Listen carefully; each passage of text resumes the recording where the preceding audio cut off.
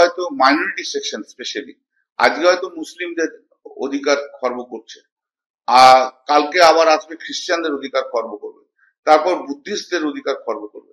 একটা আগ্রাসী যে রোল এই গভর্নমেন্টের, মোদী গভর্নমেন্টের মাইনরিটিদের বিরুদ্ধে, সেই আগ্রাসী ভূমিকার সম্পূর্ণ বিরোধিতা করতে হবে এবং এই বিল কমপ্লিটলি আনকনস্টিটিউশনাল। নরেন্দ্র মোদীর নেতৃত্বে ভারতবর্ষ কলোনিয়াল হ্যাংওভার থেকে মুক্তি পাচ্ছে এবং যত ব্রিটিশের তৈরি আইন, মানুষকে গোলাম বানিয়ে রাখার যে আইন ব্রিটিশ তৈরি করেছিল, তার থেকে মুক্তি দেবার দায়িত্ব নরেন্দ্র মোদীর এই সরকারের। তো সমস্ত আইনকেই সংশোধিত করা হচ্ছে। যা করা হচ্ছে তা প্রান্তিক দরিদ্র মুসলমানের স্বার্থে। এটার সংস্কারের প্রয়োজন আছে।